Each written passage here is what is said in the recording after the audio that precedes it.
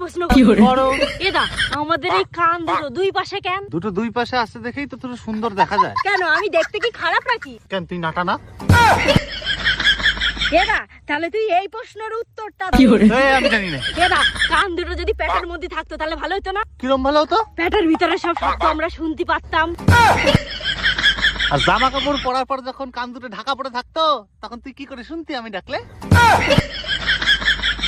তোর এই প্রশ্নের উত্তর আমি জানি। মানুষের পিছনে চোখ না দেওয়ার কারণ। কি কারণ তাহলে কও? সেলফি। মানে চোখ যদি মানুষের পিছনে থাকতো তাহলে মানুষ কনফিউশনে পড়ে যেত না যে কোন দিক দ্বারা সেলফি।